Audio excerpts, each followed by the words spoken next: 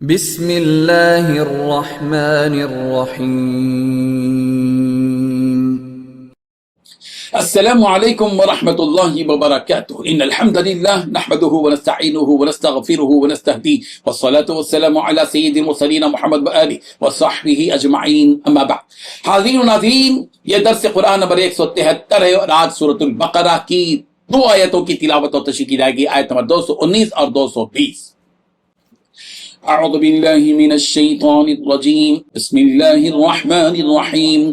یسألونک عن الخمر والمیسر قل فیہما اثم کبیر ومنافع للناس وإثمهما أكبر من نفعهما ويسألونك ماذا ينفقون قل العفو كذلك يبين الله لكم الآيات لعلكم تتفكرون في الدنيا والآخرة ويسألونك عن اليتامى قل إصلاح لهم خير وإن تخالطوهم فإخوانكم والله يعلم المفسد من المصلح ولو شاء الله لأعنتكم إن الله عزيز حكيم صدق الله العظيم۔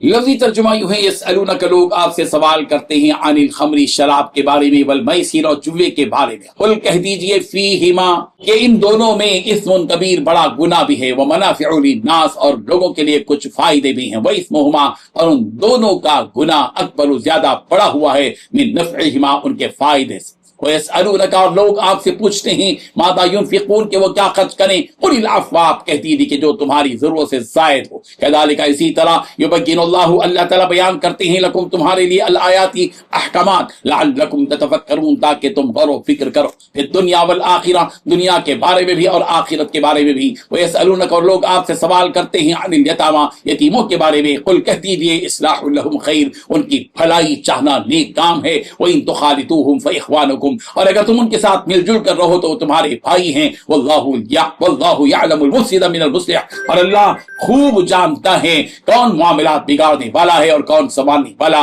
ولو شاء اللہ، اور اگر اللہ چاہتا تو لأعنتکم، تمہیں مشکل میں ڈال دیتا۔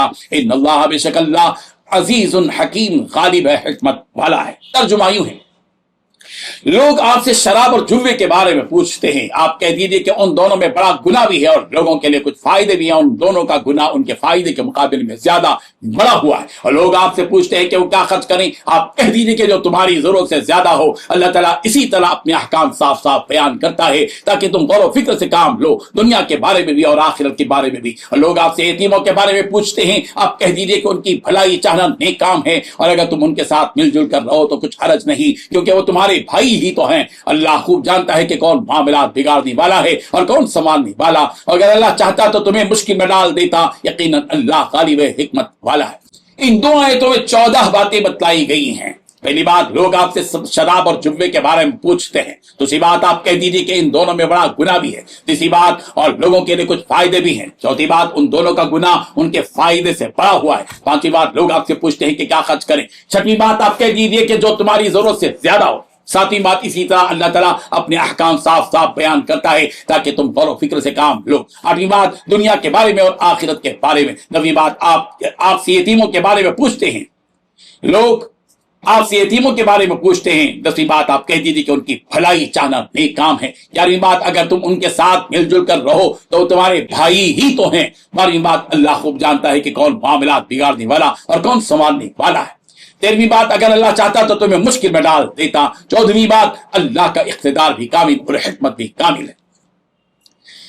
بزرگان محترم، جب رسول رحمت صلی اللہ علیہ وسلم ہجرت کر کے مدینہ منورہ تشریف لائے تو مدینے والوں میں بھی شراب اور جوے کا رواج تھا۔ شراب اور جوے کے ظاہری فائدوں کو دیکھ کر عام لوگ ان دونوں چیزوں پر فریفتہ تھے اور ان کے اندر کی خرابیوں کی طرف ان کی نظر نہ تھی۔ جو چیز بعد میں چل کر حرام ہونے والی تھی، رسول رحمت صلی اللہ علیہ وسلم کی طبیعت میں اس چیز سے پہلے ہی نفرت تھی۔ چنانچہ آپ علیہ الصلوۃ والتسلیم نے نہ کبھی شراب پی اور نہ کبھی جوا کھیلا۔ صحابہ کرام رضی اللہ عنہم میں بھی کچھ ایسے حضرات تھے جنہوں نے شراب کے حلال ہونے کے دنوں میں بھی کبھی شراب کو ہاتھ تک نہیں لگایا۔ حضرت عمر رضی اللہ عنہ، حضرت معاذ بن جبل اور دیگر انصاری صحابہ کرام رضی اللہ عنہم نے شراب اور جوے کے نقصانات کے احساس کی وجہ سے رسول رحمت صلی اللہ علیہ وسلم کی خدمت میں پہنچ کر ان دونوں کے بارے میں دریافت کیا۔ ان کے اس سوال کا جواب دیا گیا کہ لوگ آپ سے، یہ پیغمبر، شراب اور جوے کے بارے میں سوال کرتے ہیں، آپ کہہ دیجئے کہ شراب اور جوے میں اگرچہ کہ لوگوں کے کچھ ظاہری فائدے ہیں، لیکن ان دونوں میں گناہ کی بڑی بڑی باتیں پیدا ہو جاتی ہیں۔ ان کا نفع کم ہے، ان کا نقصان اس سے زیادہ ہے۔ شراب سے ہو سکتا ہے کہ وقتی طاقت مل جائے، لیکن اس سے بڑی خرابی یہ ہے کہ آدمی کی عقل ہوش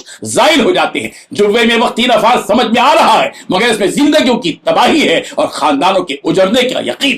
عقل مند آدمی تھوڑے سے نفع کے لیے زیادہ نقصان کا دروازہ کھلا نہیں رکھ سکتا۔ اللہ کی راہ میں کیا خرچ کرے اور کتنا خرچ کرے؟ کہہ دیا گیا کہ تمہاری ضرورت کے بعد جو چیز بچ جائے بس وہ اللہ کی راہ میں خرچ کرو۔ ابن عباس رضی اللہ عنہما سے منقول ہے کہ اللہ کی راہ میں خرچ کرنے کا حکم ہوا تو چند صحابہ کرام رضی اللہ عنہم رسول رحمت صلی اللہ علیہ وسلم کی خدمت میں حاضر ہوئے اور عرض کیا کہ ہم نہیں جانتے کہ ہمارے مالوں میں جو مقرر فرمایا گیا ہے وہ کس قدر ہے، ہم اس میں کتنا خرچ کریں؟ اس سوال کا جواب دیا گیا کہ جو مال اپنی ضروریات سے زائد ہو وہ اللہ کی راہ میں خرچ کرو۔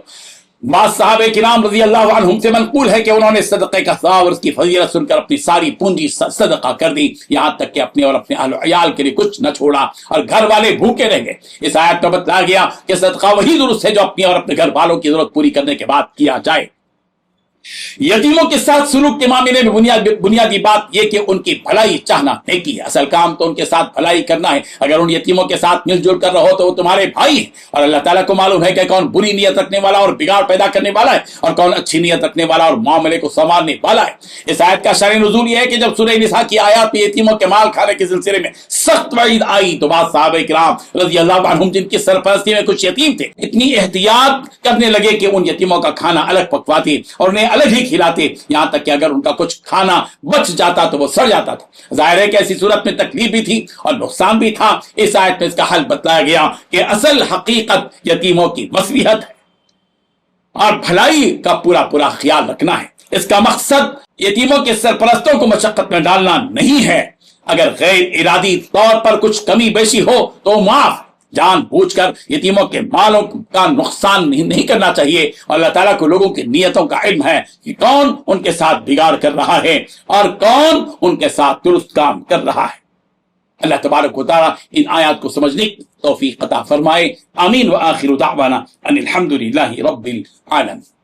ڈیلی درس قرآن کو سبسکرائب کیجئے، اپنے تاثرات اور مشورے ارسال کیجئے اور متعلقین کے گروپ بنا کر انہیں روزانہ درس قرآن بھیجیں اور اجر ثواب پائیں۔